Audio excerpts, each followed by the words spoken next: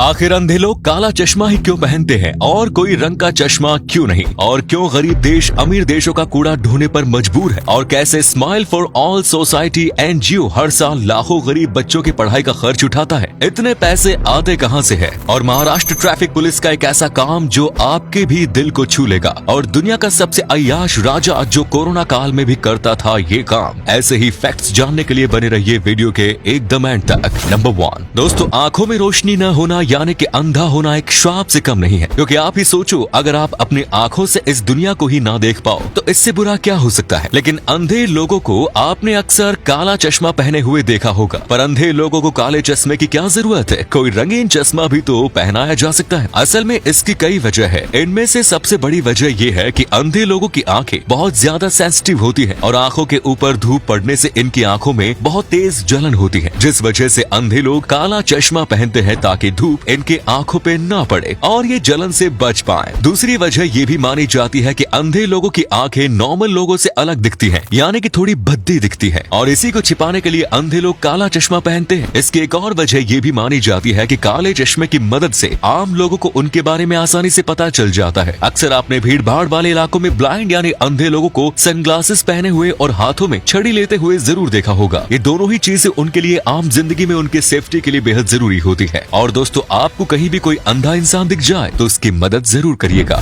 Number 2 दोस्तों, America, Germany, Russia ये देश जितने ज्यादा विकसित हैं दुनिया में उतने ही ज्यादा कूड़ा फैलाते हैं। लेकिन हैरानी करने वाली बात तो ये है कि इन अमीर देशों का कूड़ा गरीब देशों में दिखाई देता है, यानी कि ये अमीर देश अपने देश का कूड़ा गरीब देशों को दे देते हैं। अमीर देशों का कचरा गरीब देश ढोने में मजबूर है, लेकिन गरीब देशों को भी इसमें फायदा दिखता है। जैसे कि अमेरिका अपना कूड़ा भारत और चीन में ट्रांसफर कर देता है, क्योंकि अमेरिका में कूड़े को रिसाइकिल करना बहुत ज्यादा महंगे का सौदा है, लेकिन वही इंडिया और चाइना में कूड़ा सस्ते में रिसाइकिल हो जाता है। इसके बाद इंडिया और चीन उसी रिसाइकल्ड कूड़े को अमेरिका को ऊंचे दामों पर बेच देते हैं। ये गरीब देशों के लिए फायदे का तो सौदा है, लेकिन इससे हेल्थ और देश में साफ सफाई पर पूरा प्रभाव पड़ता है। इसके बारे में आपका क्या कहना है कमेंट्स में जरूर बताएं। नंबर 3 इंडिया में लगभग 1,80,00,000 बच्चे ऐसे हैं जो गरीबी की वजह से पढ़ नहीं पाते, उन्हें बेसिक एजुकेशन भी नहीं मिल पाती, और इसी प्रॉब्लम को देखते हुए भुवनेश शर्मा और उनकी पत्नी नेहा शर्मा ने smile for all society NGO की स्थापना की। ये एनजीओ साल 2017 में 2 बच्चों के साथ शुरू हुआ था, जो आज तक 1000 से ज्यादा बच्चों को स्कूल भेज चुका है। अभी के समय में ये एनजीओ एक हैप्पीनेस सब्सक्रिप्शन मॉडल पर काम कर रहा है, जो गरीब लोगों के बच्चों तक एजुकेशन पहुंचाने में एक बहुत बड़ा इनोवेशन साबित होगा। Happiness subscription model Netflix, Amazon और हॉटस्टार के सब्सक्रिप्शन मॉडल जैसा ही होगा, जिसमें कोई भी डोनर 500 रुपए से शुरू होने वाले मंथली सब्सक्रिप्शन को लेकर गरीब बच्चों की शिक्षा में सीधे मदद कर सकता है। अभी तक लगभग 4000 वॉलंटियर के साथ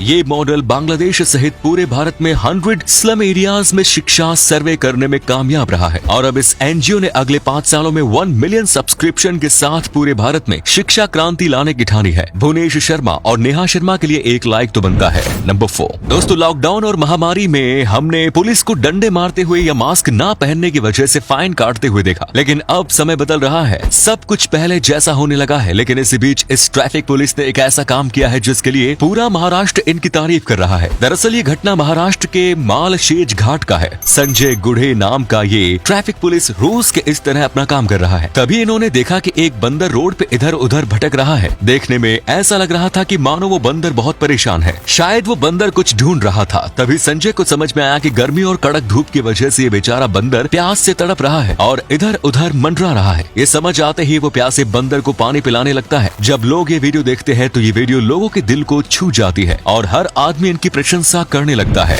नंबर 5 दोस्तों, मिलिए थाईलैंड के राजा वाजिरालोंगकोर्न से, जिन्हें दुनिया के सबसे अय्याश राजाओं में से एक माना जाता है। क्योंकि आपको यकीन नहीं होगा, जब इनकी जनता महामारी में मर रही थी तब ये अपनी 20 प्रेमिकाओं के साथ एक एक्सपेंसिव होटल में क्वारंटाइन हो गया था, ताकि मजे के मजे मिल जाएं और महामारी से भी बच जाएं। वाजिरालोंगकोर्न को आज पूरी दुनिया अय्याश राजा के नाम से जानती है, जो अपने अजीबोगरीब फैसलों के लिए भी पूरी दुनिया में फेमस है। इन्होंने हाल ही में अपने कुत्ते को ही एयर चीफ मार्शल बना दिया। नंबर 6 दोस्तों, सोने की चिड़िया कहे जाने वाले भारत देश को अंग्रेजों ने किस कदर लूटा है वो तो आप सभी जानते हैं। लेकिन 2011 में भारत को एक समुद्र के अंदर 70 साल पुराना अरबों का खजाना मिला, जिसके बारे में शायद ही आपको पता होगा। ये खजाना एक 70 साल पुराने जहाज पर मिला, जिसे सेकेंड वर्ल्ड वॉर जितना पुराना बताया जा रहा है। इस खजाने से 14 अरब रुपयों की चांदी निकाली गई थी। डेली एक्सप्रेस के मुताबिक 1940 में दूसरे विश्व युद्ध के दौरान भारत से ब्रिटेन जा रहे जहाज SS गेरसोप्पा पर बहुत खतरनाक हमला हुआ, जिस वजह से ये जहाज अपने साथ विशाल खजाना और 85 लोगों को समुद्र की गहराइयों में ले गया। कहा जाता है कि ये SS गेरसोप्पा जहाज ही है जो 1940 में डूब गई थी।